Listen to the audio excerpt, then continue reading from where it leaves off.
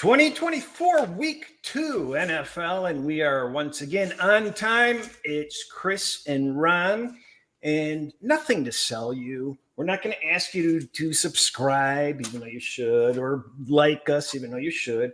We're going to get right into it. Week number 1, I thought what we should do is probably go through each game and look at, because we discussed you can't overreact, but we had sort of lessons of what we wanted to see, what we didn't want to see. So kind of evaluate whether some of the things we saw affirmed or made us realize we may be wrong about certain situations. How does that sound? Sounds great. And it's a piggyback to what we did last week. We went in thinking about what we would expect and what the results were going to be this coming week so that we can do some anticipation. And now we're going back and we're going to try to see, well, is it what we expected? Do we want to read any more or less into it? Did these teams surprise us? Last thing we want to do is overreact to week 1, because you and I have both seen how week 1 results, a team that pulls an upset win wins 3 more games the rest of the year, or a team that loses easily makes the playoffs. So we're just trying to get ahead of the game and then react to what we discussed last week. You know, one of the things that I always notice is it's easy to forget about Thursday, Friday, Saturday type games after the Sunday and Monday games are played. It's hard enough to really want to take a look back at Sunday on Tuesday. You know what I mean? People want to move on and forget. And in the post that I put, you know, you can't really look forward until you've looked back. So I think it sucks to look back sometimes, but I think it's really good to do. Especially week 1. Yeah, especially week 1. I mean, I don't know there's something I'm going to do each and every week as well as I like to do or like to have the time to do. But getting back to the Thursday game, the redundancy with these Harbaugh coaching issues come to mind. I was very disappointed with the way Baltimore did. The coaching errors are continual. We've been discussing it for years, how he has a free pass. He's he's he puts together a good team, anything but play calling or decision making during a game. He seems to be pretty well suited for, but other than that, and as far as the Kansas City, they looked a lot better than I thought that they would. And I already had high aspirations of them. So those were my reactions. Just disappointed that just disappointed in the Ravens a little bit, but there's nothing to really ding or really compliment either team. Yeah, for me, a lot of wide open receivers against Kansas City's defense, which I did expect with Snead now not on the team, but on Tennessee instead. Problem was Lamar Jackson missed some open receivers or was just a little bit late. The Harbaugh play calling, the stuff that was pointed out by myself and others, sure, Baltimore could have won this game, or certainly it would have come down to that 2-point conversion. I mentioned that this is not a bad beat. This is a self-inflicted wound. It doesn't go into my bad beat category. Sure, they could have won. It goes into a toss-up category. But what Baltimore did, they did it themselves because there were open players available. I don't know about you, Cris. I'm not making any adjustment for either team. This is unfortunately an outcome that could have been expected if Harbaugh was not ready week 1. Yeah, you reminded me another thing on charting. We talked about it last week, which I did chart every game, is I want to keep a running track of the teams that I bet and basically how the score was reached. And I had Baltimore in the side. but I called it was a toss up to become a push. So, so it really wasn't, that's the way I graded it. I got to come up with a better system, but that's all I came up with. But switching to Green Bay, Philadelphia, I don't know how we could have been. We talked about the field conditions. The field conditions were a mess. It made things difficult for a period of time. It really became evident that you really had to see what was on that field to really be able to have a real grasp on predicting anything, as far as I'm concerned. I had the game finishing as a toss-up, but I didn't bet the game at all. Philadelphia gave up 7 yards per play, which I think is pretty ridiculous. They came out looking okay. Green Bay did okay. They were back and forth. I don't think we learned a thing about either team. Obviously, Love being hurt changes things, and that's going to be a problem going forward. But it's probably what I expected out of this game is just back and forth. Anybody could win it at the end. Yeah, it was a good game, competitive game. I bet this game in May, I think it was, taking Philly -1 at the time. I had a differing opinion between Philly and between Green Bay at the time. It narrowed a little bit, but I was comfortable with the play, and it could have gone differently. But what I liked is that Barkley added another dimension to Philadelphia. I thought the running game was good last year, but it finished this year. And that was even without Jason Kelce. They couldn't run the brotherly shove, the tush push as effectively without him. So Hurts was neutralized a little bit, and that's where Barkley came in. So that was interesting to me. You got a problem moving forward with Green Bay. Willis played 2 plays and he was sacked once. This is a big, big difference in terms of quarterbacks. We might get into it a little bit later, but the quarterback demotion from Love to somebody like Willis is not high enough, in my opinion, depending on what teams that they play. I think Green Bay showed me a lot. Jacobs is a difference maker for Green Bay as well, because he's a workhorse. He's already proven to be a workhorse with the Raiders and now with the Packers. I made no adjustments in this game. Yeah, I failed to mention that Barkley looked pretty impressive, and it looks like he's going to be able to help out a lot there. But also, it seems like they had Hurts contained, but they were like, there's a way to contain him, and they left them open, like stupidly, on that one big play that he ran, and it just didn't make any sense. You go back a dozen years, and Green Bay's kryptonite or Achilles heel is mobile quarterbacks from the Colin Kaepernick days, when they didn't even know that he was running in their direction, and they turned around and he was gone for 160 yards in a playoff game, I believe it was.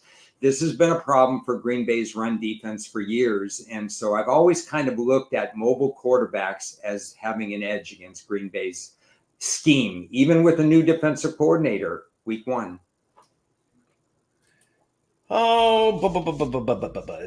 Jacksonville, Miami. You go first. Okay, let me go first on this one. So my notes say here, I thought Jacksonville dictated play in this particular game.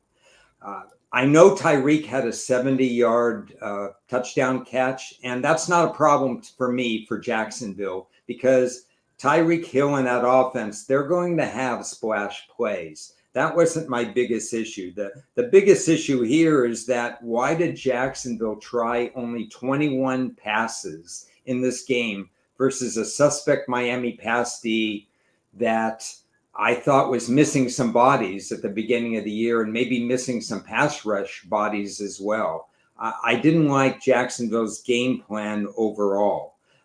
What I liked about this game going in, and why I had Jacksonville and why it was my strongest play, and we talked about this last Tuesday, is I had the hook.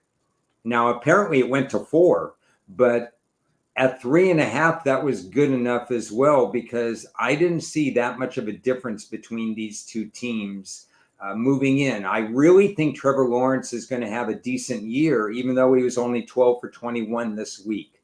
So I'm okay in terms of what the Jacksonville Jaguars did. I agree with that comment. They didn't finish. That's on them. That's why you take 3.5 points. Jacksonville should have won this game. Self-inflicted wounds made it a closer game than it should have been. Yeah, that's a pretty good summary. It's amazing that the Dolphins put up 400 plus yards, and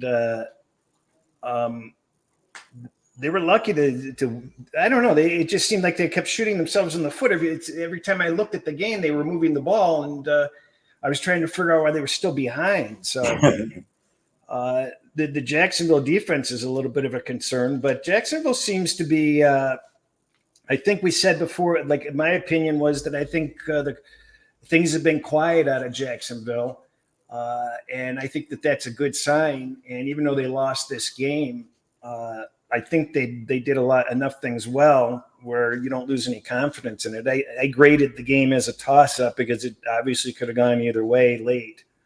I agree completely with that, but the entire AFC South has to be kicking themselves with missed opportunities to take a leg up on Houston. And that's not good. You're learning how to win if you're Tennessee, if you're Indianapolis, and to some extent relearning how to win if you're Jacksonville. And all three missed opportunities this week in games that they were leading in.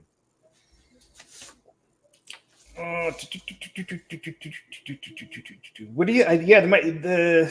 I'm not sold on Miami. I think that they were not impressive at all. So I didn't. I kind of gave them a side arrow. I understand that. Yeah, 67% pass D in 2022 and 2023, and I don't think it's necessarily better this year. So again, they're going to have to outscore teams. And of course, one of the things we're going to talk about during this week is, can Miami beat a playoff team? Because that was not the case last year. Pittsburgh, Atlanta, Jesus. 6 field goals wins the game. That's just remarkable. I watched a lot of this game out of the corner of my eye, but that was about it. Obviously, people have seen the video with Cousins. He's not throwing the ball. He doesn't seem to have the movement. He doesn't have the same step off. There was definitely an issue with him coming back that looks physical or mental, that's going to slow him up out of the gate as far as I'm concerned. The Pittsburgh defense looked darn good, but what we have to remember is we've got the old coach that knew Atlanta inside and out and knew their whole personnel. That's a difficult situation for a team at Atlanta's level, as far as I'm concerned, to overcome, so to speak. I mean, they've got enough moving parts as it is, and then you've got Pittsburgh, who's got everything there in place, and they insert this guy that's like, oh, by the way, I've got this key for you. It'll open up this door for you. So I think that helped Pittsburgh out. Yeah, for me, this is your friendly reminder that Mike Tomlin knows defense and that J.J. Watt knows how to play the game as well. Did they impact the game? Absolutely. Atlanta has a really good offensive line, and they look silly sometimes against T.J. Watt. And there were a couple of penalties that impacted the fact that he could have had the trifecta, whatever it is, the sack, the forced fumble, and the recovered fumble. So I think Atlanta will be better when they don't play teams named Pittsburgh because of that defense. And of course, you're hitting all my good games right now. I had Pittsburgh earlier, and I doubled up on Pittsburgh because I like Justin Fields better than I like Russell Wilson. Russell Wilson is a reactive quarterback at this time. And for all Justin Fields' faults, he can escape pressure and he can make plays happen against an Atlanta defense that's been so-so over the last few years. I thought Justin Fields brought more to the table. Is he accurate? No, Justin Fields didn't get them into the end zone. So that's a flaw in terms of the ceiling for Justin Fields. But I thought they would move the ball.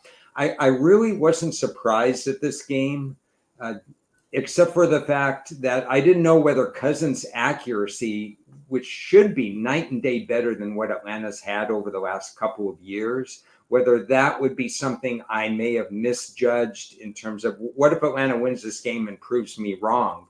I really misjudged Cousins' accuracy. But basically, when you come off an Achilles, it's hard. And when you have a whole new coaching staff, and like you said, it's basically the same defense for Atlanta, and the offensive coordinator for Pittsburgh was the head coach of Atlanta. My adjustments for this game, actually none. No panic for me with Atlanta. No adjustments. I think it was a good matchup for Pittsburgh. Yeah, I agree. I can't. You can't make a real decision on Atlanta. I don't know. I think the Pittsburgh. I'm disappointed because I didn't officially bet this game, and it just annoys the hell out of me because I really like Pittsburgh. I threw them in a lot of screw around, round robin type things on the money line and on the point spread, but it's just annoying because I really felt Pittsburgh was going to show. So I get a thumbs down for my work on that game. I like the fact that there are times when there's no adjustment needed. We're not overreacting, at least in these games. I think better times are ahead for Atlanta when they play softer defenses, and maybe worse times are ahead for Pittsburgh when they play tougher defenses. Yeah, I mean, as soon as they can face a softer defense like Philadelphia, they'll be okay. Possible. Minnesota and the Giants. Oh boy. I really thought the Giants would perform better. Just they seemed to be absolutely inept. And even when they had hope, they had the red zone failures. Just amazing. Darnold looked pretty darn good. So it wasn't much of a game. It's hard. I have a higher opinion of the Vikings at this point. I have a lower opinion of the Giants at this point, but I'm not overreacting to either one of those. It was just kind of shocking that the Giants not only lost, but they lost the way that they did. This is the full disclosure part of the program because, I love the fact that week one went very, very well. I don't love this particular game because I upped my bet at the end saying I need to move the New York Giants into my top 4 plays. So they were a power rating underdog for me. And so I suffered a loss that was so well-deserved, I can't begin to explain how well-deserved this was. There's no sour grapes here except for me having a talk with myself saying, I think we're done with Daniel Jones now, aren't we?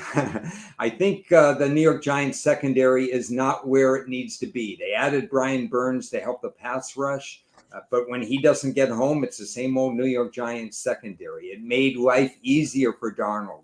What I will have a takeaway with the Minnesota Vikings is that Aaron Jones really elevated the run game. This is something they didn't have last year. And I believe, Chris, it's essential for Sam Darnold, a quarterback like that, to have a run game to take the pressure off him. And the only other takeaway I could say is that Brian Flores, at least week one in his second season with Minnesota, made some adjustments. And he's come to getting a rapport with the players that looks a little bit promising from their standpoint. So I did make an adjustment for both teams, and I think it's a deserved adjustment.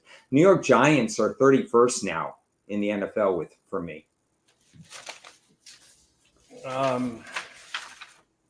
31st, you say? Yeah. It's a quick fall, huh? 6 sacks allowed. Yeah, so I followed that game up, and I'm pissed at myself on this next game. I got roped into this Carolina. Um, I'm just banging my head against the wall. Obviously, there's not much to say about Carolina. Is so bad. They've lost their best. The Brown. What position does Brown play again?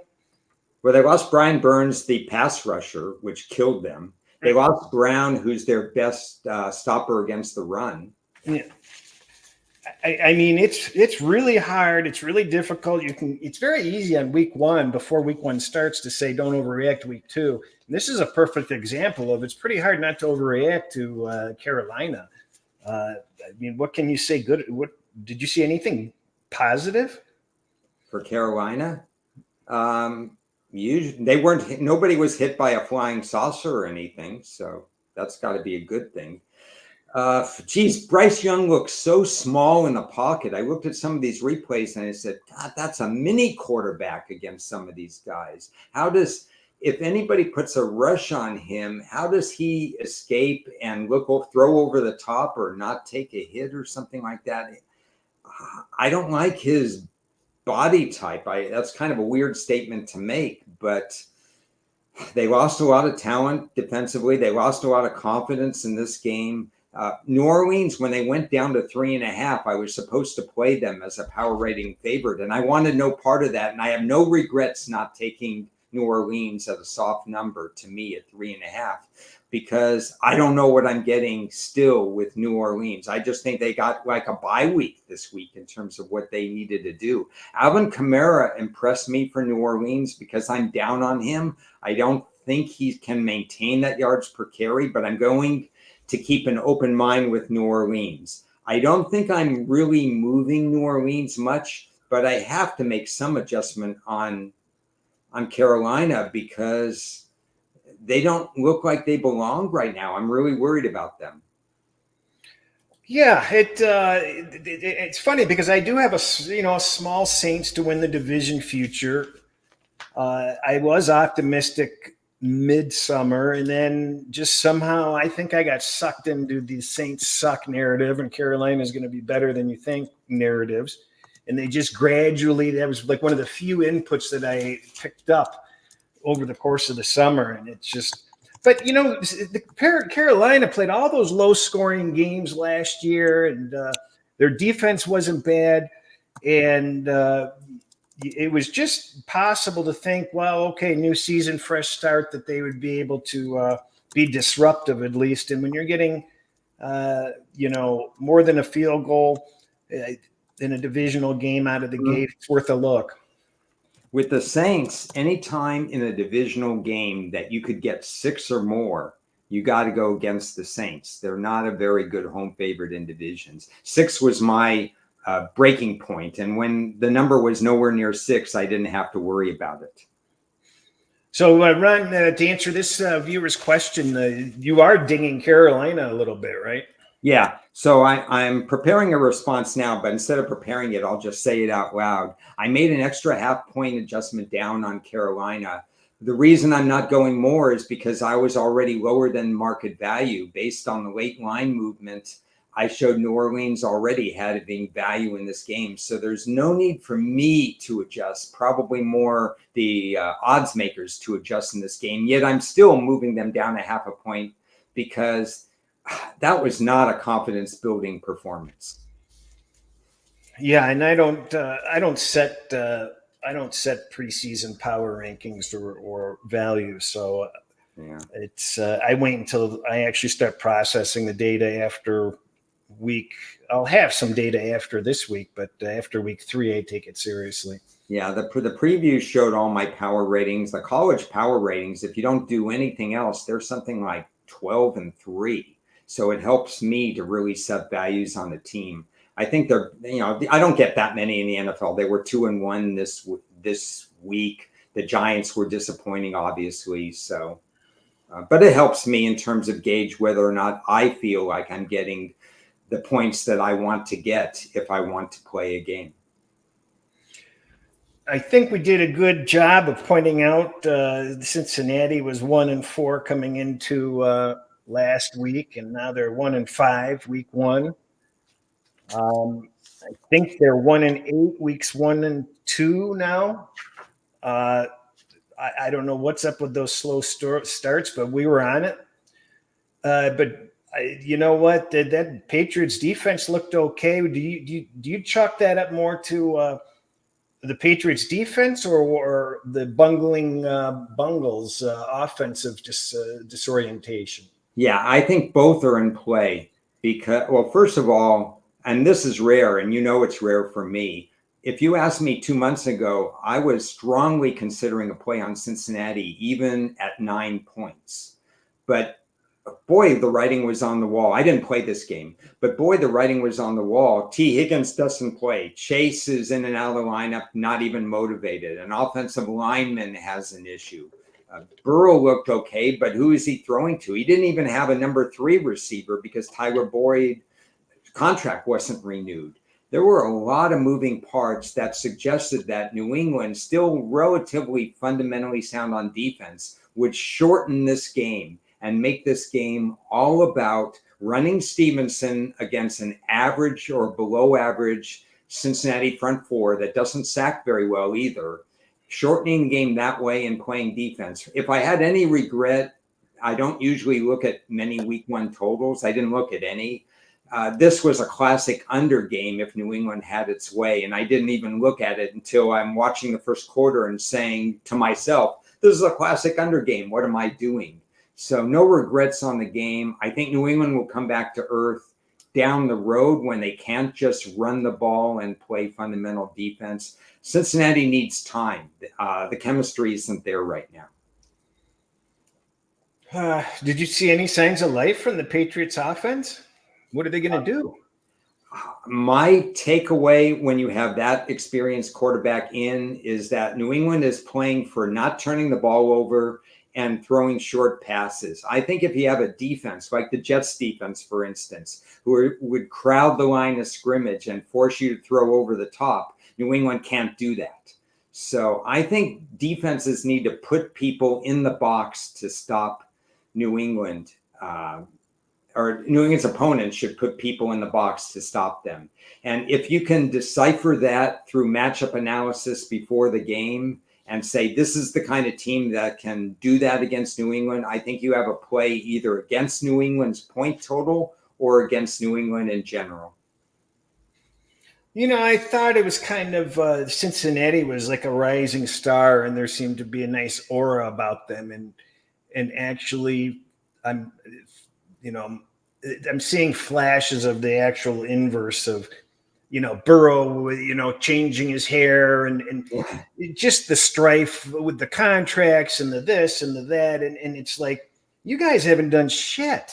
It just seems like they strut too much. And I don't think they may very well never become the team that we thought they were for sure going to become. I don't know. You want a weird take? This division, which was easily the best in football last year, is very likely to have just one playoff team this year unless the other divisions implode, especially what we saw from the AFC East and from the Chargers, which we'll talk about. I think we're going to see more losses than usual from teams in this division.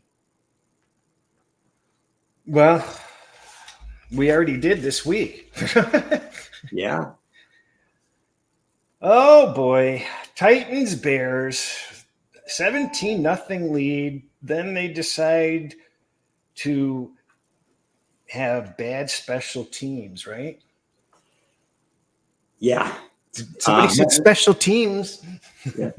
Yeah, I know. And this is what I wrote. There are 3 parts to a team. And some people dismiss special team play. Obviously, I'm not one of them. And it's not just field goals. It's making poor decisions as to when to keep deep, when to kick deep, and when not to kick deep. It's the punt return defense. It's letting a punt block happen. It's unbelievable how little attention some teams play to special teams. And it cost Tennessee the game. Tennessee was by far the better team. I got what I wanted out of their defensive coordinator. Remember, Cris, I was talking all season that I think they're going to change from a passive pass D to an aggressive pass D. What did they allow? 200 yards or something like that? I mean, it was just incredible the way Tennessee, through just one game sample size. I know it's just a one game sample size. Excuse me. But I liked what I saw of Tennessee's defense. They ran enough. Obviously, their quarterback made a high school play, throwing the ball up in the air and giving them 7 points as well. Tennessee was a better team. They don't know how to win yet. Chicago stole a win. There's no other way to look at it. Yeah, Caleb, pretty unimpressive, but he also didn't make any mistakes, if I'm not mistaken. Yeah, so absolutely. 2.7 yards per play for him, pretty darn low. But, half the battle when you're young is, and there was the theme between the two rookie starters was the stats weren't impressive, but they didn't hurt their teams either. So all is not lost, but still could have done better, I would have thought. But I agree. Tennessee was impressive. If anything, you upgrade them on that game. Frankly, you can't. You'd have to think that you're not going to see repeats of special team meltdowns and such like that. And the Bears probably just about what you would have expected. Some way, somehow, maybe they'll walk out of there with a win, or maybe they'll lose. It doesn't. I mean, it's one way or another. It wasn't on Caleb's shoulders, though. Yeah, well, it was a big confidence builder for Chicago because they looked dead in the water at 17-0, and that would have been a little bit tough to get back up on. I actually made no adjustments for either team, so I was curious whether or not you made any extra adjustments. I'm in wait and see mode because I know Chicago could play a little better than this. I was impressed with Tennessee in terms of how they handled things, but because of the way they handled special teams, I'm not willing to upgrade them because that's a serious flaw that needs to be corrected. My gosh, Tennessee and the Jets coming up. Oh, Arizona, that was pretty interesting. Got out to that, same thing, 14-0 lead this time, and they gave that up fairly easy.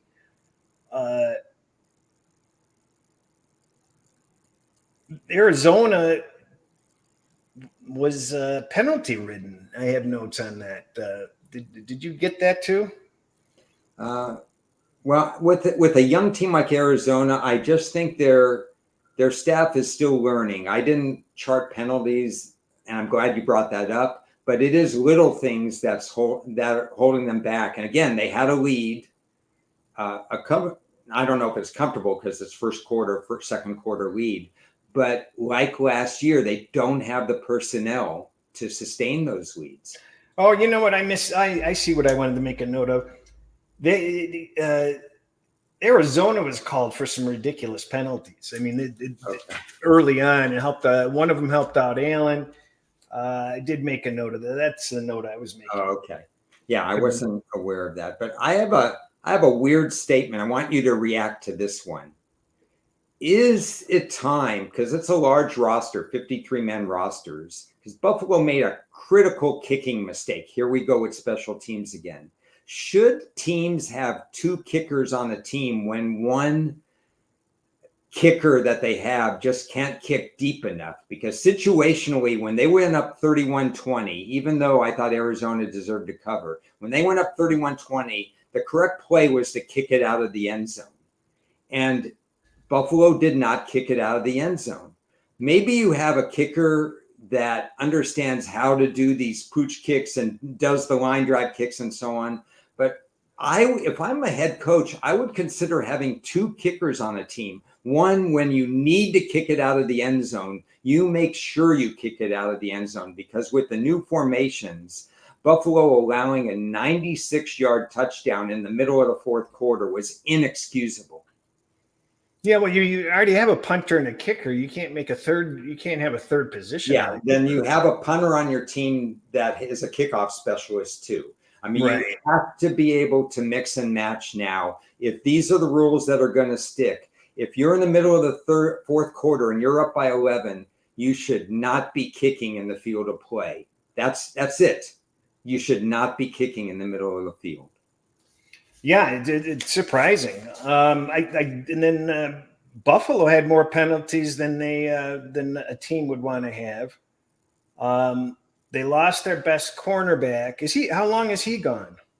I don't have the update on that because of time constraints. Hopefully, I'll have that before that. But Buffalo's secondary was a bunch of moving parts anyway due to injury, even their front four. Buffalo, I'm not surprised that Arizona was able to move the ball on them. And I think that's going to be an issue until the newcomers either gel or get replaced. Buffalo is vulnerable. This is another year, Chris, where we talk about Josh Allen winning and losing games because he's that important. And he won this game with his legs more than anything.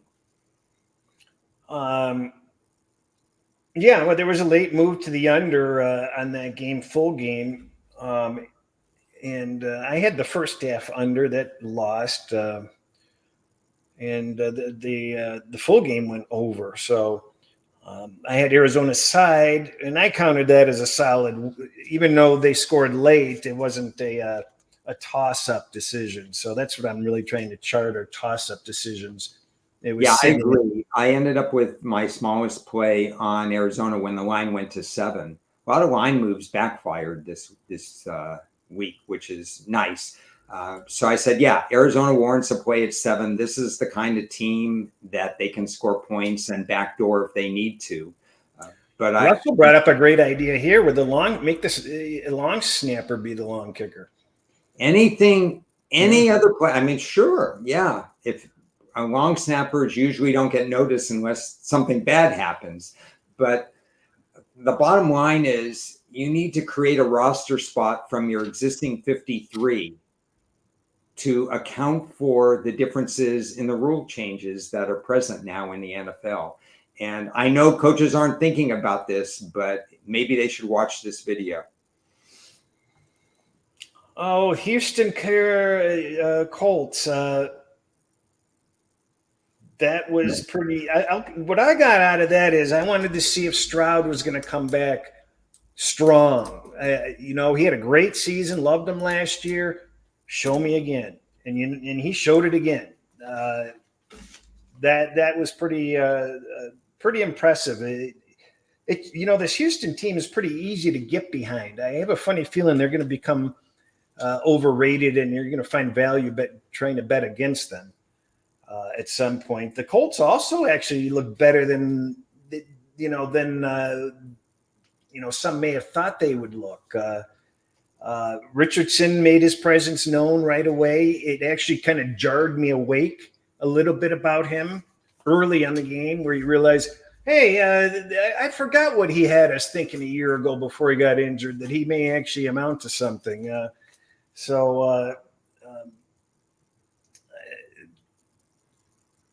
can't even read my handwriting on these other notes. The Colts secondary is pretty darn weak, though. So that's going to be permanent, isn't it? Yeah. Permanent is a soft word. Russell and Dan, I'm sorry for what I'm going to say right now, but Indianapolis is a dumpster fire if they don't start changing their defensive secondary scheme. I mean, you can't play that soft defense. Let me give you a stat that maybe people aren't aware of for this game. 40-20, 40.00, 20.00. The Colts, with a young Richardson showing a lot of promise, had the ball for 20 minutes. And you know why? Because Houston could move the ball at will against a passive team with Indianapolis. If you're going to be Indianapolis and you're going to play like that, you're going to lose time of possession. You're going to have come from ahead losses. You're going to do a lot of bad things. And you're going to negate what, against the DeMeco Ryans defense, Indianapolis did have some good offensive points. That was a pretty impressive showing. Richardson's going to have his up and down passing, but he shows a lot of maturity for a guy who had so few starts in college and the NFL. But fix that defense, please, Indianapolis. And that's why I'm not moving Houston. Lucky enough to get +3 in this particular game because of immediate revenge and all these other factors. I'm not changing Houston right now because I want to see them against better defenses. Yeah, that makes sense. Certainly, I think this game is a perfect example of, hey, you don't overreact to anything that you saw, and carry on, see what week 2 brings. Raiders, Chargers, my gosh. I did see too much of that game, more than I wanted to. I had the Raiders. I certainly expected much better from them. I mean, my gosh, the fumbles, the punting on fourth and 1. I mean, we don't really need to rehash that. If you're following this show, you already know that. So, just completely idiotic. The Chargers, though, still didn't show any offense. So it was kind of like we kind of discussed, where there's not going to be any flash out of the Chargers. They took advantage of stupidity that was, thrown into their lap. I felt like sports radio media seems to have elevated the Chargers somehow, and I think that that's the Harbaugh factor. But I don't think I saw anything on the field that made me feel that way. What about you? Well, we're kind of in alignment that this isn't necessarily second guessing on my part, but maybe a little bit, because I was so high on the Chargers after the draft because they drafted exactly the way I thought Harbaugh would draft. They drafted the kinds of players that would make a difference. And if you look at it, rookie Joe Alt dominated on the offensive line. Rookie Junior Colston took charge at linebacker, even though he didn't play a lot due to an injury in preseason. And rookie Ladd McConkey made somebody look silly on his touchdown, catch. And he is a seasoned route runner in the Chris Olave methodology when he came into the league. San Diego / LA Chargers, they killed the draft, and they drafted Harbaugh's way. And then they aligned them with Dobbins and Edwards at running back. We know their injury history, especially with Baltimore, with the injury bug they've had, and we've talked about that. If either one of them could stay healthy, it was going to be an asset over last year, and Dobbins ran crazy. So I thought it would, as the spring and summer went along, Chris, I thought that it would take longer than I expected for the Chargers to gel. And now I'm second guessing myself because he's already built the team in their image. And you're right. They're not going to play the Raiders every week and whatever that was coaching wise. So they're going to get it handed to them every once in a while. But I certainly like the way the Chargers came out.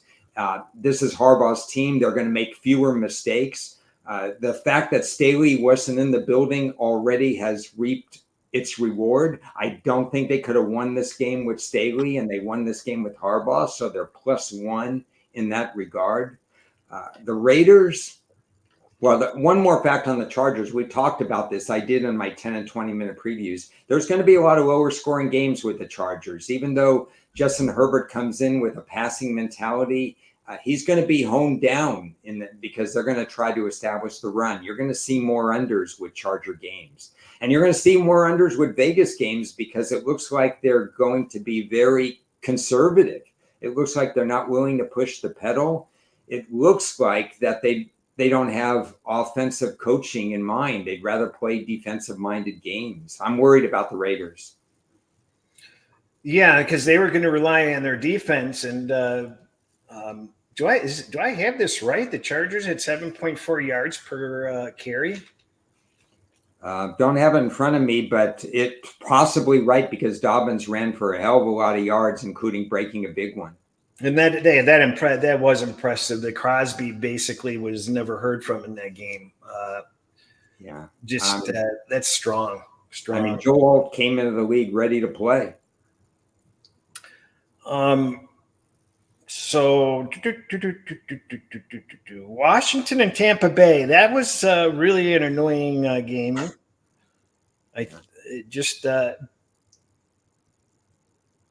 What bothers me is that I kind of had the right perception on Tampa Bay. We talked about it where Baker's in a great position. He doesn't have any pressure in Tampa Bay. He gels with this team. He's drawn the respect of the team. He's got a family now. Just everything is a feel-good vibe with Baker. He's gotten paid. And basically the writing was on the wall to support Tampa Bay. And I mentioned I even had, want to bet Tampa Bay to win the division. And they came up, but I don't know. I got swept up in the Washington side of things. I certainly expected their defense to be improved, and it may be even worse than it was last year somehow.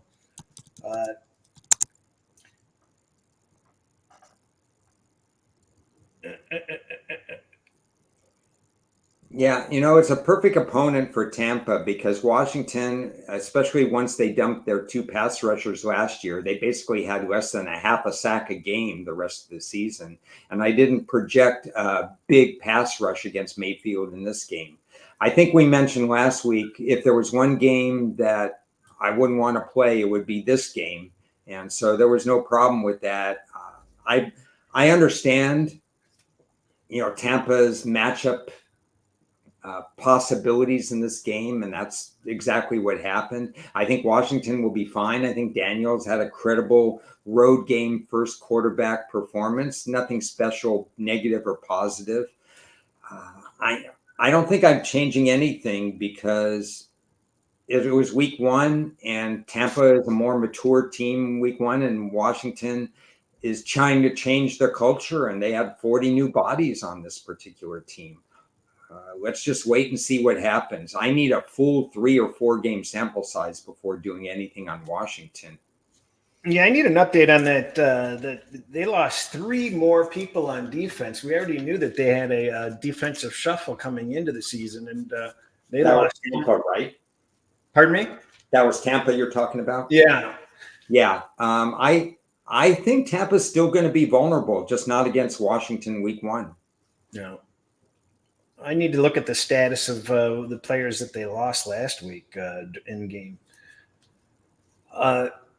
Denver, Seattle, that was just a goofy game, wasn't it? What's your read on that game? Yeah, there were 2 things that surprised me this week. Only 2, which I'm proud of. I think the preparation was good. The first one, what did I say? The first one was I don't know, but the second one was I was really surprised that Bo Nix was as bad as he was. I knew he would be accurate, but geez, what was it? 26 completions for 138 yards. Some of that in the fourth quarter. This was as bad as could be. Something's going on with Peyton and whatever else is going on. I was extremely disappointed in how Denver looked in this game. Did you watch any of it? No, I watched none of it. Oh, okay. So I'm just kind of curious. I didn't see enough of Bo Nix to have a visual opinion of it. So it looked like Denver was going to be okay. I watched early in the game, and I saw 2 safeties, and I didn't have a bet on the side. What was really funny though is I had considered having a bet on Denver so much that I had found myself rooting for Denver as if I had a bet on it. And I had to remind myself, remember, you didn't bet the game. You wouldn't care. So I just thought that was really funny that I was kind of rooting for Denver for some unknown reason, even though I didn't have a bet on them. So, sometimes you look at a line, this line was 6 most of the time. And I had set it lower and I said, it's 6, it's 6. They're telling me that Seattle is the play. I don't always feel that because a lot of times I feel like I've set a better line, but it sounded like Seattle was the play. But I know I didn't make any adjustment on Seattle because I know who Geno Smith is. I know their run game. I know their offense. The only thing I didn't know is how Mike McDonald would come in and change the culture of their run defense and their overall defense. And I still need a little bit more time with that. I just think my biggest takeaway from this game is more about Denver than Seattle. Yeah, because there certainly wasn't anything about that game to really reveal what Seattle is at this point. And if anything, if you were a Denver supporter, you were certainly worried a little bit. But hey, let's see what happens next game. I guess Dallas is going to strike some fear into people that bought season wins under. They might be better than people thought they were. Or is Cleveland really that bad? That I gotta say, Cleveland laying a turd sandwich that badly at home was one of the largest surprises for me. Yeah. So for me, we talked about this. I didn't understand. I said this. I didn't understand why Cleveland was favored according to my power ratings. Yeah, I deserve a kick in the nuts. I don't know what it was. I'm trying to figure out the whole week. Why is Cleveland favored? Why is Cleveland favored? It's like I didn't bet Dallas. Yeah.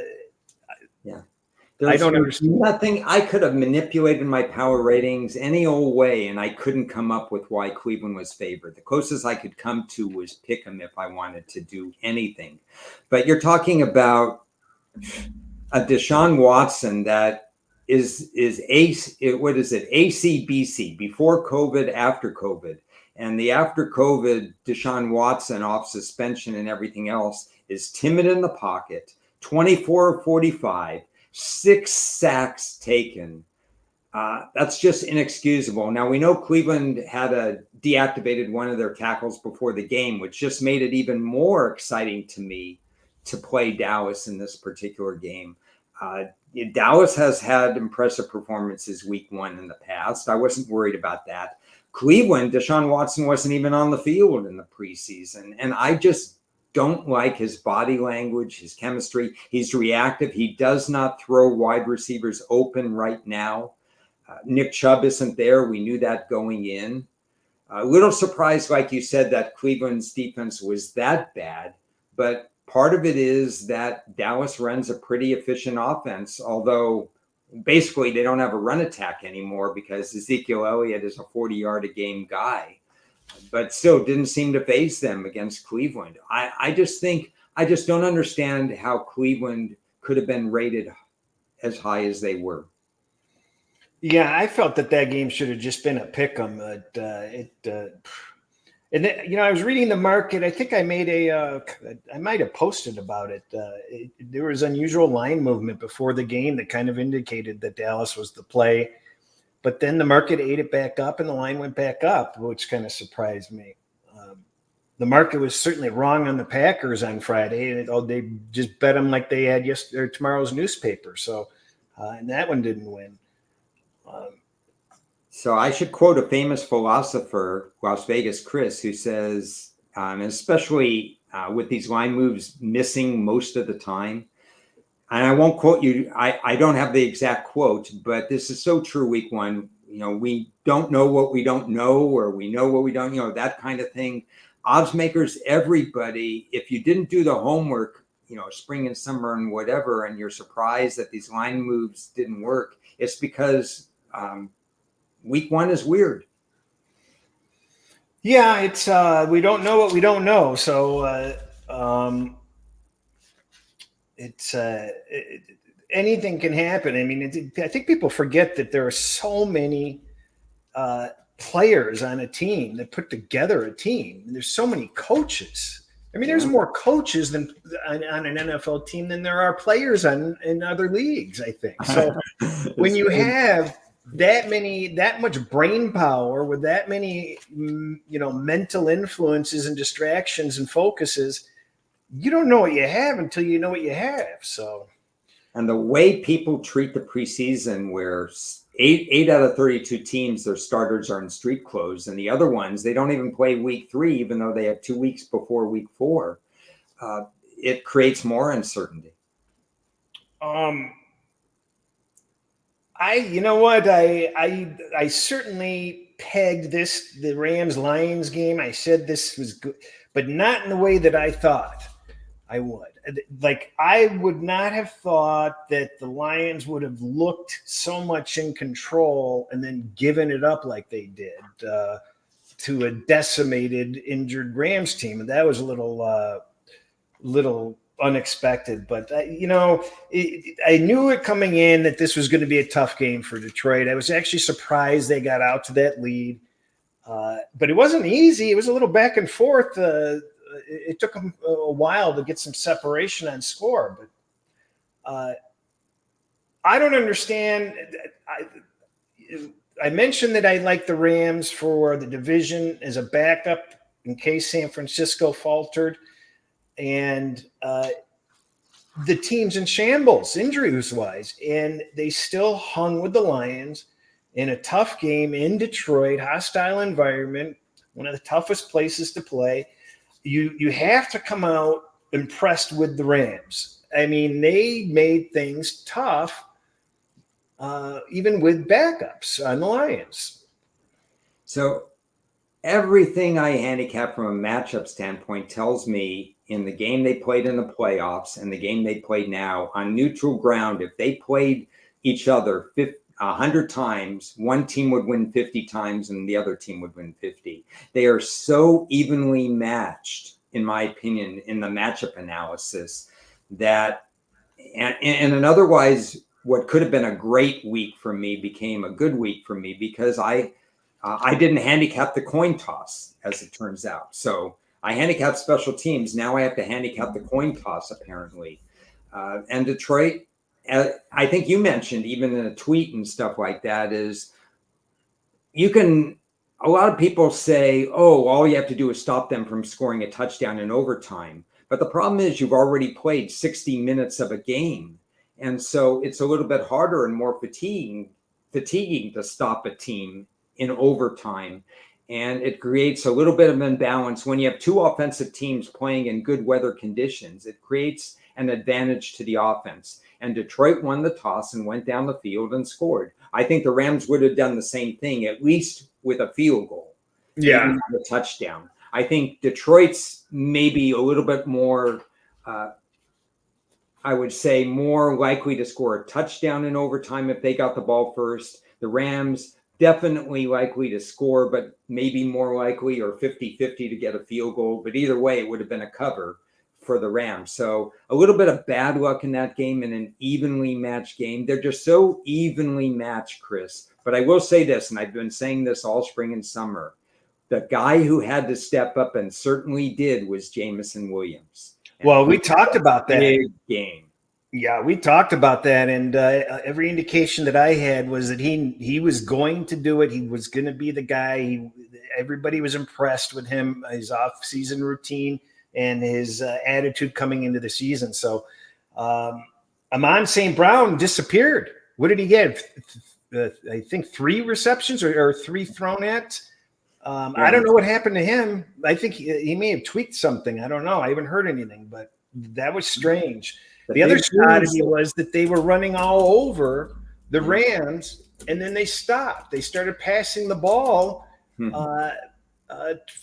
15 out of the 20 plays instead of going with what was working, the run and grinding down the Rams. That was strange, and they did the same thing against San Francisco in the conference finals. They were running all over San Francisco, and then all of a sudden they got away from it. Yeah. Teams get antsy. They pass in weird circumstances. But one of the things that separates Detroit from a lot of other teams is they have tremendous run-pass balance. 2 running backs with different styles. A tight end that can catch the third down receptions and move the chains.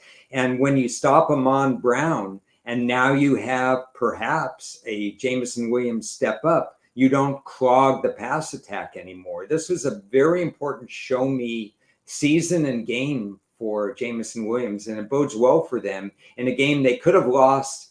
And even if the Detroit loses this game, it was not going to be a death knell. I think you even talked about that last week.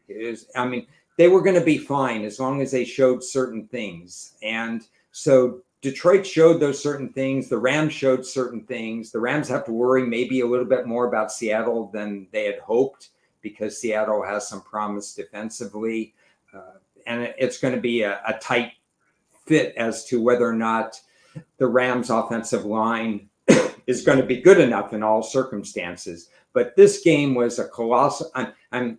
again, this is a toss-up game. I wouldn't be surprised if every game they played, if they played every year, would go to overtime. Yeah, you know what? Because it's one of those matchups where they're mentally going to just play those types of games. I think I know what you're saying. I was surprised that the Lions receivers kept slipping. I'm trying to figure out, this is your home field. Why are you slipping? But Jamison did make one crucial mistake. It was late in the game, and he had a chance to turn it inside where he might have gotten that first down, and instead he went wide after he caught the ball, and maybe lost a half a yard from where he caught it. But he'll get better at stuff like that. If he had turned that in, that would have been a really impressive move for him. Just one thing, a betting move that I made since you brought it up. I had a vested interest in the Rams winning by a small margin, and I wanted to protect my wager. So when the Rams had the ball, second down, the Lions were plus 350 on the live line, and I was starting to think about it, and I'm like, okay, the Lions are down 3. I can get plus 350. I want to bet. I want to protect my Rams bet. So, I mean, it wasn't a Rams bet, but it was a middling thing I was doing. So I took the Rams. I took the over 37.5. The game was on 37 at the time. And I also took Detroit plus 350 as a backup protection. So the over 37.5 covered me both ways. If the Lions kick the field goal and tie it up, the Rams could still come back and win. And then the plus 350 on the Lions at home, that seemed pretty generous. So just some ways to think of protecting, bets that you have. It could be the side or the total that helps you more, or it could be a combination of both. But a lot of people, when they're trying to protect bets, are only looking at the side, but the total at the over 37.5 was and that was plus 162, which was amazing. It's getting plus money if there was going to be another score, and we haven't hit the 2-minute warning. So, question for you: if you had plus 4.5 in a straight bet, would you have done the same move, or would that have been good enough because it looked pretty good with the Rams at that particular point? Yeah, I had more than a field goal. That's why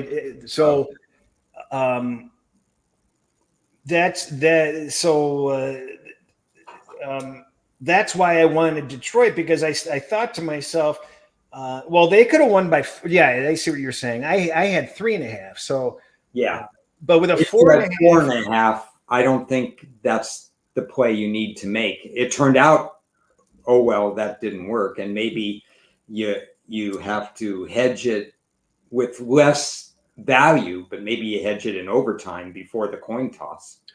Well, you could have had. I was looking at William Hill, and they had the option. What will the Lions do? Well, the option was plus 260 on a touchdown. That's the way to go. That was the way to go. So, just trying to, bring to light options that I was looking at to protect a bet, and I'm always, you got to look at the props. Like the plus 260 touchdown was the very best, but that was much later. But there's so many different ways that they're offering in game at this point. You'd be surprised at what your options may be. Last game, Jets 49ers. I think people that bet the 49ers unders are a little bit worried. I'm just kidding. It's still too early in the season. But San Francisco was very impressive without Christian McCaffrey. The Jets, Rodgers looks immobile. I don't know whether that's going to pick up. He had to brush off some rust. He didn't do anything completely idiotic. He needed to get his feet wet again. What stood out to me was basically recently in the backfield alone. What happens if that guy gets hurt? Who's ever going to step in for him? So that's one of the things that that make me think with the Jets. So in the Rush, the quarterback may just be okay. The defense was. Did they score how many times in a row? Was it Somebody 9? said 8, 6 or 8. I had it written. I thought I had it written down, but a lot of times in a row. Yeah. Where I was wrong is I said, boy, if the Jets could just have an offense that doesn't make mistakes, it'd be dangerous. And they had the offense that kept them in the game and didn't make mistakes, and they got blown out. So didn't read that. Yeah, it's early. I'm not going to read too much into it. The one thing I will say is that obviously McCaffrey is a loss in the passing game, but because of Shanahan, every Shanahan, father and son, knows how to run the ball. I could run the ball in the Shanahan offense. And so that was pretty evident that they're still going to be able to run the ball no matter who's out there. But if they need a back to catch like McCaffrey does and juke defenders, that's when they'll miss McCaffrey. So they're going to get their parts back. I still think they're vulnerable in the pass D. Both Rodgers and Cousins coming off injuries, severe injuries, kind of rusty the first week. The thing I worry about most with the Jets is that Nathaniel Hackett, even though Rodgers supports him, is a liability in terms of play calling. And I just think they need a more modern offensive coordinator in today's game. And I don't think that Hackett can hack it for him. I don't think Hackett can hack it. Yeah. I mean, we can keep apologizing for him, but at some point, because their coach is a defensive-minded coach, he's trusting the offensive coordinator and the quarterback to run the offense.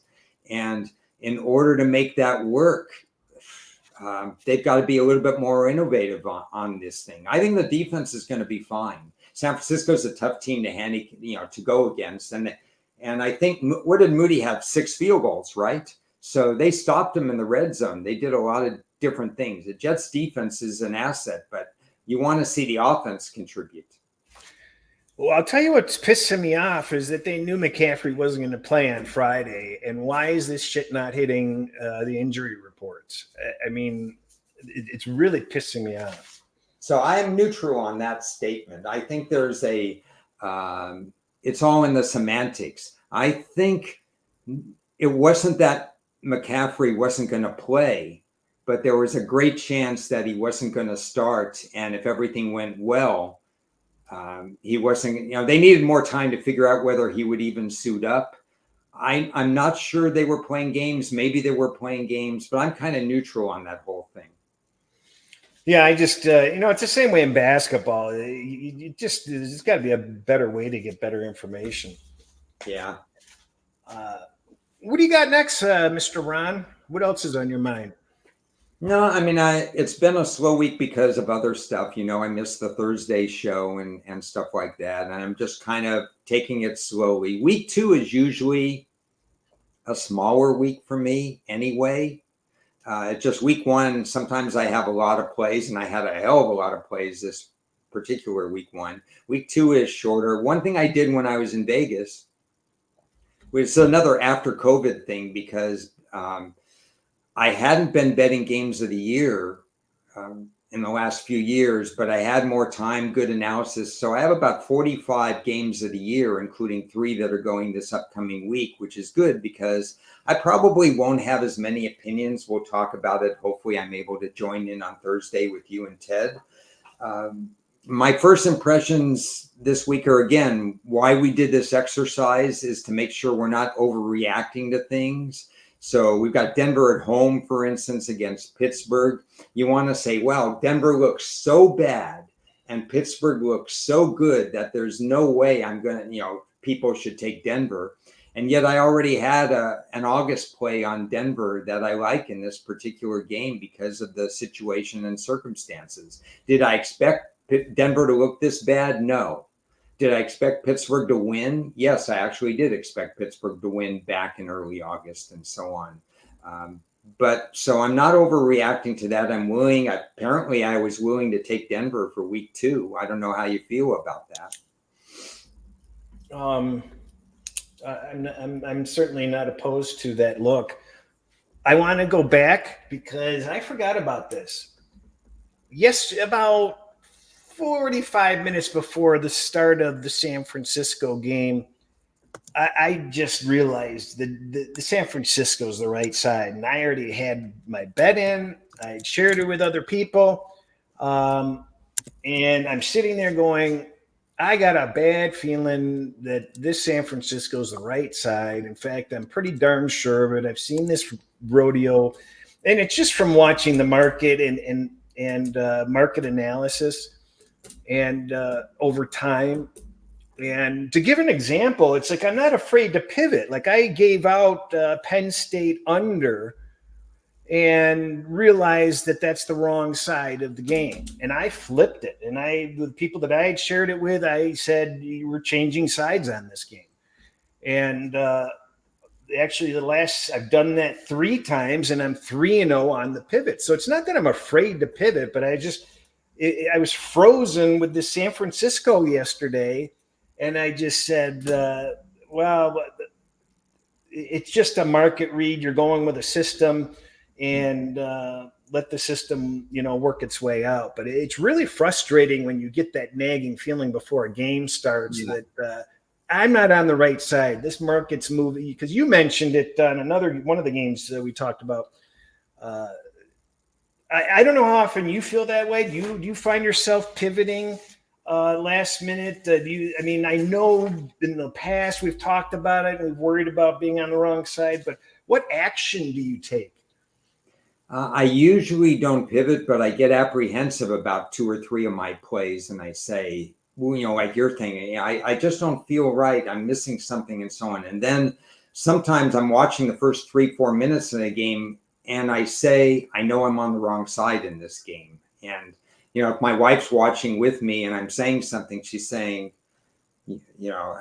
you're just being pessimistic and stuff like that. But you can see certain matchup indicators that indicate that maybe I'll end up winning it, but I may have handicapped something that I'm not comfortable with after watching those first few minutes. I didn't see this coming or that coming. Luckily, it doesn't happen too much, but I understand that feeling. Yeah, I'm trying to figure out the degree I'm supposed to be pissed off at myself. I mean, because knowing it ahead of the fact is hard enough. So, is that enough of a pat in the back, or knowing it and not doing anything puts me back in the penalty box? I'm not so sure. It's just mental gymnastics. I thought I would share. Put up Joey's comment there. Says, well, is there a system week 1, week 2? My short answer is generally no, unless it's some sort of emotional thing, a payback or this or that or whatever, where you get a team that could be in early letdown mode, because there are different degrees of preparation in week 1. And some teams, they're not ready to play week 1 because of what happened in August, because of the staff turnover, because of the how much they played, roster turnover. There's so many other things that it's hard to put a blanket statement on what happened in week 1 versus week 2. So I generally say no. Chris, your thought?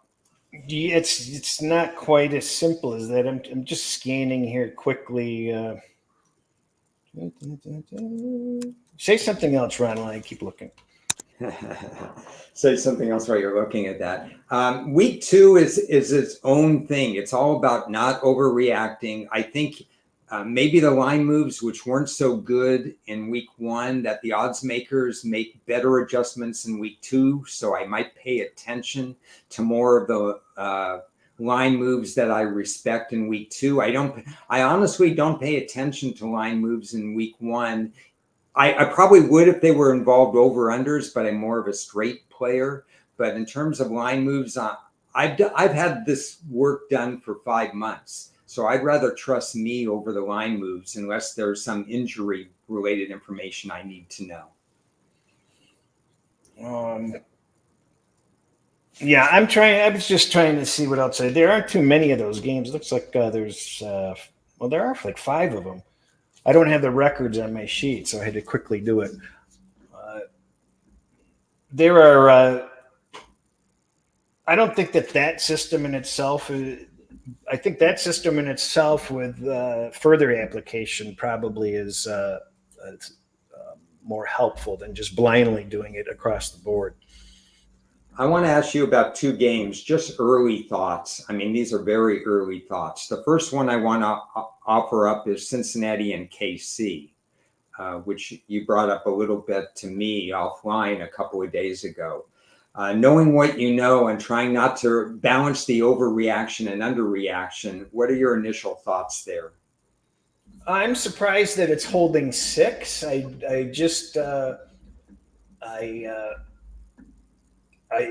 Kansas City is never. I mean, these two teams have quite the history, and Cincinnati has performed very, very well. They seem to match up well, and that's a hell of a lot of points in this matchup, as far as I'm concerned. I mean, that's my thoughts on it. I'm surprised that it's holding 6. I wish this was a week 7, week 8, week 9 game as opposed to week 2, because this is a matchup advantage Cincinnati, in my opinion. You could go against that KC secondary. You could do some different things. I'm a little worried because, first of all, KC has 10 days off, and Cincinnati it's not necessarily an advantage. I don't want to make that a blanket statement, but the way Cincinnati played week 1, they have some internal things they have to do before they even think about Kansas City. That's my worry in this particular game. And to me, I agree. Based on that, I'm surprised we haven't seen a tick upward, 6.5 or 7 even. Yeah, and you're right. This would be it is a little concerning. It's week 2, and Cincinnati seems to have more problems than a Cincinnati backer would like to admit. So yeah, I mean, what's the Higgins thing? What's the Chase thing? They have to handle their internal thing before they think about their next opponent. It would be nice to be able to compartmentalize. We'll just have to read the local reports to see if they could do that. Giants, Washington. Let's go to the other end of the spectrum. These are two teams that have already separated themselves from Dallas and Philly. Giants and Washington are playing for 2025. Giants with a new quarterback at this point, and Washington just trying to get their culture and their roster in sync. And now they're playing each other, and one of them is going to go an ugly 0-2. Any early thoughts on a game that you probably didn't think I would mention? Well, let's take a look at that line. It just sticks out like a sore thumb. When you look at that line, what's wrong with it? I mean, my first reaction is I set it higher. I mean, right. I don't think it. I would have set it at 3.5. Yeah, the line is telling you. It just screams at you in this game that there's only one right side in this game. Yeah, and the history, the divisional stuff, everything points to the New York Giants. And so this is if you end up playing the New York Giants, or if we end up playing it, and it's going to be one I'm taking a look at, this is the classic hold your nose play. Oh, I'm looking for some. Oh, this might be it. Okay. What was that? Who's Buffalo playing again? Miami on Thursday. Oh no, I mean Kansas City's playing. Okay. Cincinnati. Short memory. We just talked about that.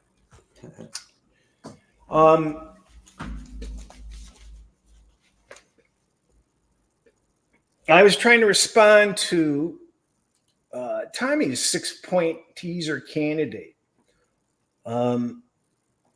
You generally don't want to be teasing 6-point teams because you can find the money line cheaper than what the value is on the teaser, because the teaser's value is $2 and it's either 82 or 85 cents. I forget, but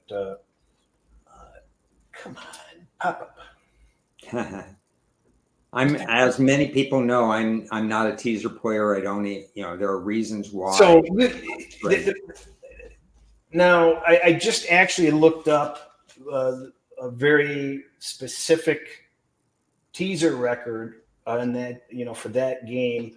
And while it does have profitable record or results, you can get the money line at 245. So what you're doing is you're investing, you're basically paying 285 for something that costs 245. So is that the KC game? Yeah. So if you're using Kansas City at home in a teaser, you're just better off paying the minus 245. You're wasting 40 cents of value. I mean, that's a huge difference. So just something to consider on that. What you want to really be doing if you're going to be using teams in that situation is you want those in situations where the money line is worth more than 285. Yeah, so I'm not going to be running around advocating teasers because I think I'm much more of a fundamental handicapper. But the one team that I would consider this week, if forced to, would be Houston. They play the Bears. They're roughly 6.5 last I checked. I haven't checked lately. But they may have a matchup advantage in this game. Well, the cheapest money line is 275, and most of the money lines are 290 or above. So that's not a horrible situation. Yeah, this is one that I looked at strongly to play Houston in August games of the year. They were 3.5, and I said no. I'm only going to lay 3. And now, of course, you wish you said, well, if you like that game, 3.5 looks pretty good as we sit here today, but we didn't know exactly how that would play out. And I'm very picky, especially when laying favorites in terms of games of the year. And if I would have saw 3, I would have taken it. It was 3.5, and I didn't. So that's life. What was the other game you wanted to talk about? No, I talked about both, the Kansas City and the Washington game. So I'm fresh out of games to talk about right now. You have anything else? No, I actually just kind of abruptly answered that Giants thing because I was researching some teaser Okay. data. But yeah, I was shocked to see that Washington was only 1.5. And I'm like, my gosh, the last thing you want to do is bet Washington in this situation. How that line isn't, in the neighborhood of 3 tells you exactly what's supposed to happen in this game. So that's just my 2 cents. It's not 100% market reading, but yeah, your radar went off on that too. So yeah, the market read is disconcerting to me because we have a situation where the line doesn't fit my power rating at all. And all the circumstances point to the Giants being the right play. There is no possibility for me of playing this game without 3 points in the New York Giants because I would be going against the fundamental nature of my power ratings in terms of value. And that's a losing proposition you want to do that, but it's a losing proposition over time. That's why I work on power ratings as 1/3 of my handicapping process. I need 3 points. I just can't go without it. And I think the market is telling us something. But the Giants, oh my goodness, I'd feel sick if they lost by 3 and I didn't take that kind of team plus 3 points. Well, see, and that's an evaluation that we have to do over time because trends and everything to do with betting evolves. I mean, correct. From Ron and my era, the famous trend was Monday night home underdogs was just you can mortgage the house on it, and that certainly reversed itself. So trends reverse themselves, and markets adapt, and they change over time. So.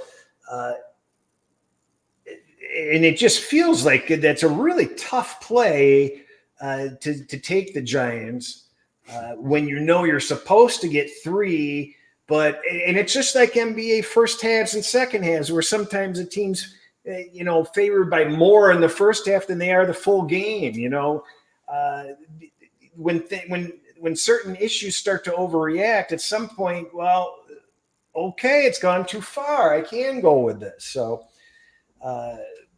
just some things to Yeah. consider there. It's a tough one. I mean, I think Vegas knows, or the odds makers offshore, they know what they're doing here. But because divisional situations carry a little bit more weight than non-divisional situations, and certainly you want to have more staff. First-year head coaches, it's hard to use any kind of situations. If you have things related to Kurt Ferentz in Iowa or Mike Tomlin in Pittsburgh, and you have situations, those have stood the test of time because you got guys that have coached for 18 and 26 years or something like that. But when you start throwing all these other variables in, it is a little bit tougher. Seattle and New England was a question from the pit boss. I haven't thought too much about that particular game. Yeah, it's obviously the longest travel longest travel that a team has to make this season. So this early in the year off a win, I don't think it's all that bad. I mean, I've said it before. Traveling nowadays isn't what it was even 10 years ago. It's when you have what's really tough about traveling is when you yourself are making the arrangements and you yourself are sitting in economy and you yourself have to get the taxi and you yourself have to check in and all that's taken care of for you. I mean, all you do is sit in a first class seat and relax. If somebody carries your bags, takes them to your room, you're done. You get to walk around the city. It's actually kind of cool. So I think travel issues are overblown in a situation like this because distance. Oh, they got to sit on the plane an extra 20 minutes or an extra hour? Who cares? Yeah. Now, I'll be looking at the matchup analysis a little more closely. How does Seattle's offensive and defensive line match up against New England? Can they wreak havoc and stop Stevenson from controlling the game? Because that's what New England would want to do. We've got, a situation is what's going to happen with Geno Smith. Is he going to be more turnover prone than usual? Is it about the same? So there's some things I have to work out in this particular situation. My first thought is that I'm not crazy about laying over 3 points in Seattle because I don't think they've earned that right yet.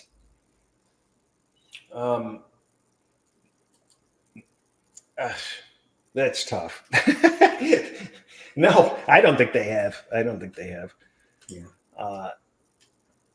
The body clock question as far as 1 p.m. and whatever, it's early in the season. And if you're coming from road game to road game or road Monday night football to another road Monday night Sunday game, and then it's like, I don't know how these tennis players do it. One week they're in Madrid, the next week they're in Washington, D.C., the next week they're here, they're there. Daniel Medvedev, he's playing at 11:30 in the morning, and then the next time he's playing 11:30 at night. So, I mean, I don't know how those guys do it, but in the NFL, it's easier. Well, it's easier to go west to east than it is for when you're going east to west and you're starting a game that late on your internal clock. Then it's tougher. So, I mean, that's the only reason the Jets lost yesterday, obviously. So, yeah, they had all year to make that trip, and that shows you how hard it is. They prepared all off season for that game, and they couldn't get their clocks on. Yeah, it wasn't Nathaniel Hackett at all. After all is said and done, huh? I don't know. The divisional road dogs with low totals have been pretty good in the NFL. Probably. I don't know. When I'm refining, you can't. Well, that's a pretty good refinement. You want to kind of, when you're looking up trends and stuff like that, you don't want them to be too broad, like 0-1 versus 1-0. You've got to go into more detail. The fact that you brought up divisional road dogs is taking it to the next step, and obviously is something to look at. Yeah, and I would amend it a little bit more. Divisional road dogs, under 3 points, over 3 points. I want even more of a breakdown. Yeah. So, boy, we've been on here for a while. Anything else? I really haven't digested week 2 yet. We're back to the same. Not even close to digesting it. But Thursday game, Buffalo, Miami. So that's going to be a talking point. Yeah, Ted said he's got some good stuff, some interviews. He interviewed Harbaugh, I believe, or he got the Harbaugh comment that I wanted. I asked him to find out something specific for me. Excellent. We'll have to see. So we're going to be back. Are you going to be back on Thursday? Or? I'm going to play it by ear, but based on comments I read, hey, you may be phasing me out. You and Ted put on a good show from what I heard. So I will try to show up. It did seem to be a little different without you.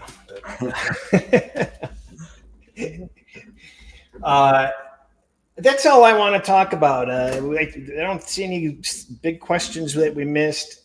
I know we went through last week too long. And by coincidence, we are both equally unprepared to talk about week 2. Right? Yeah, we won't be rehashing each week the way we did last time, but it's important week 1. So we went over this time. We'll be more succinct. And what I like the best is when we challenge each other in terms of what did you think about this, that, and so on. So the interesting in-game decision with Detroit and the Rams would be my personal takeaway. I'm frustrated. I think I made a lot of bad decisions last week, and I'm frustrated at I just graded myself ugly last week. That's why I kind of wanted to take a little bit of a breather and kind of like wash the bad taste out of last week out of my mouth, and kind of re-energize later on today, speaking to you, and then the work I have to do afterwards. Sometimes, people ask how you recover from, and I didn't get my ass kicked or anything like that. It's just that I did bad things, sometimes you just know in your head that you weren't firing on all cylinders or optimal performance, and I was far from it, and just a personal evaluation. Yeah, I loved week 1. The only thing I would change is the coin toss. Yeah, I'm not talking about that overtime shit anymore. I'm getting sick and tired. What a dumb rule. Yeah. God. And I'm a Lions fan. It's the dumbest rule. I mean, it's just idiotic. Yeah. Well, all right. I guess we're going to be back. We're going to be back Thursday, 12 o'clock noon Pacific time. And appreciate everybody joining. And best wishes on your obstacles at the moment. And thank you. We'll see you guys Thursday.